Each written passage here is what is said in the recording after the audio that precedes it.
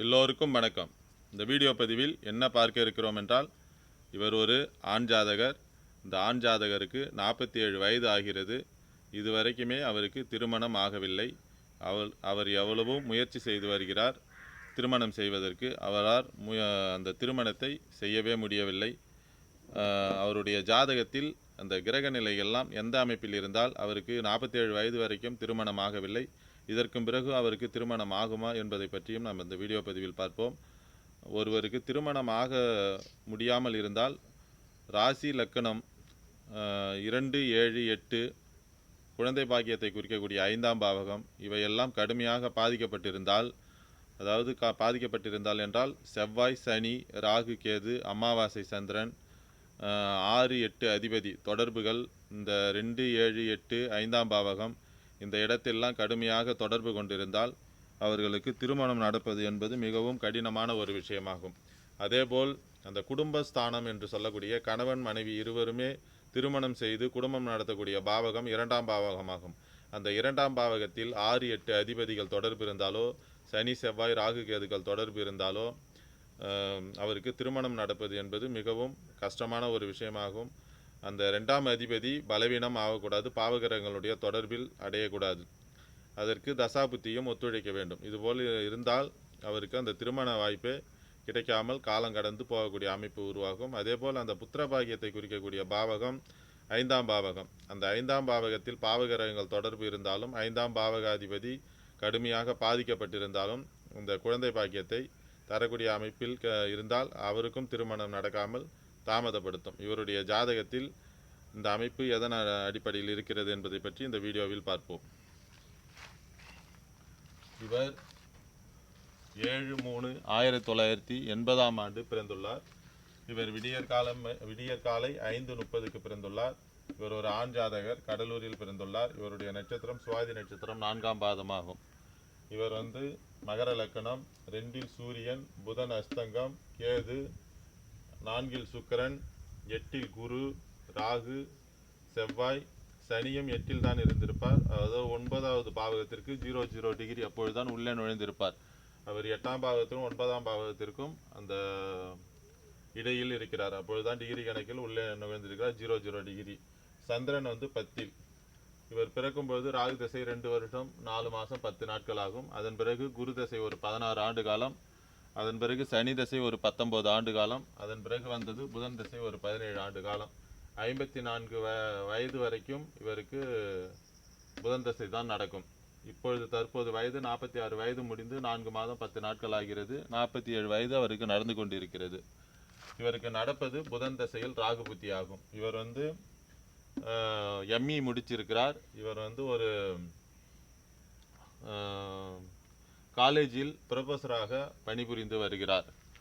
இவருக்கு ஒரு குடும்ப சூழ்நிலை பொருளாதார அளவில் ஒரு நல்ல அமைப்பில் தான் இருக்கிறது. நல்ல சம்பளம் வாங்குகிறார். அதேபோல் குடும்பத்தில் அந்த பொருளாதார அமைப்பு, நிலம்பலம், வசதி வாய்ப்பெல்லாம் நல்ல அமைப்பில் தான் இருக்கிறது. ஆனால் அவருக்கு அந்த திருமணம் மற்றும் இதுவரைக்கும் 47 வயது வரைக்கும் திருமணம் நடக்கவில்லை. இதற்கு காரணம் லக்கணத்திற்கு லக்னாதிபதி முதலில் 8ஆம் இடத்தில் அமர்ந்து 8க்கும் 9க்கும் இடைப்பட்ட இடத்தில் அமர்ந்து செவ்வாய், ராகு இந்த டிகிரி கணக்கில் அவர் நெருங்கி இருப்பார். லக்னாதிபதி 8இல் இருப்பது மிகவும் தவறான ஒரு விஷயமாகும். அது செவ்வாய் ராகுவோடு சேர்ந்து பாவத்துவமாகி இந்த சூரியனுடைய பார்வையில் சனியும் சூரியனும் டிகிரி கணக்கில் ஒரு 10 டிகிரிக்குள் அவர் அந்த பார்த்து கொண்டிருக்கிற அமைப்பு உருவாகும். இது லக்னாதிபதிய பலவீனமான அமைப்பு திருமண விஷயத்திற்கு. அதாவது அடுத்தது இந்த 8ஆம் அதிபதி என்று சொல்லக்கூடிய சூரியன் குடும்பஸ்தானத்தில் அமர்ந்துவது மிகவும் தவறான ஒரு விஷயமாகும். அதேபோல் 6ஆம் அதிபதி புதன் அவரும் குடும்பஸ்தானத்தில் அமர்ந்து சூரியனோடு சேர்ந்து அஸ்தங்க அமைப்பில் இருப்பது தவறு. அதேபோல் ராகு கேது அமர்ந்து இருப்பது தவறு. குடும்பஸ்தானம் கடுமையாக பாதிக்கப்பட்டிருக்கிறது.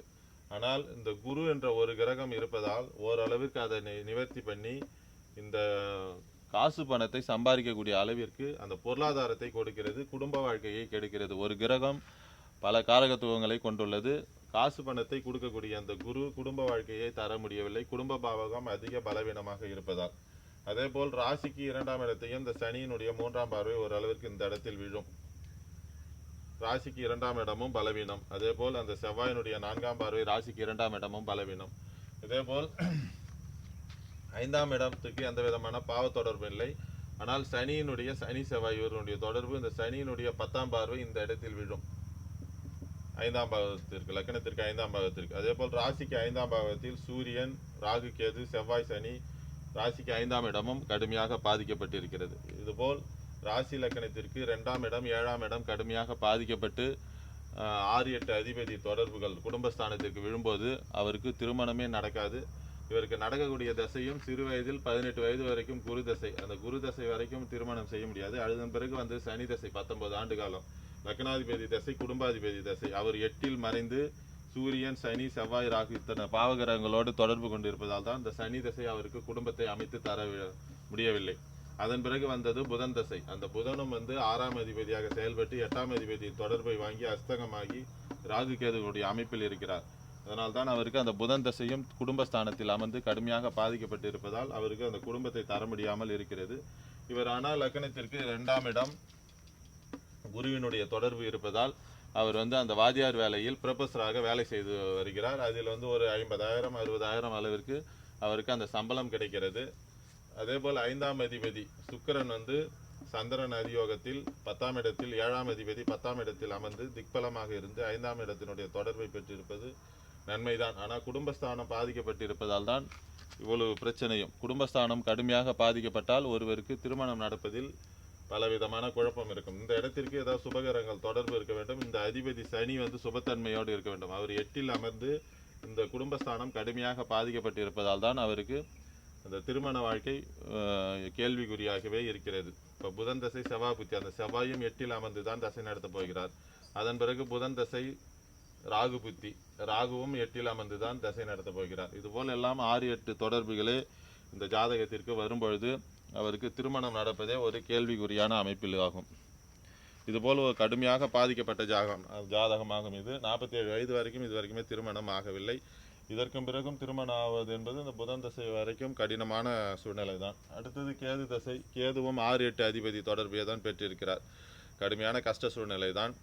சொல்வதற்கு மன கஷ்டமாக தான் இருக்கிறது. இந்த கிரகங்களுடைய விளையாட்டை நாம் என்றும் மனிதனால் எதையும் ஒன்றும் தடுத்து நிறுத்த முடியாது. அவருடைய பிறப்பின் அடிப்படையில் என்ன நடக்க இருக்கிறதோ அதுவே அந்த ஜாதகத்தில் தெளிவாக பதியப்பட்டிருக்கும். மற்றொரு வீடியோ பதிவில் வேறொரு தகவலுடன் பார்ப்போம்.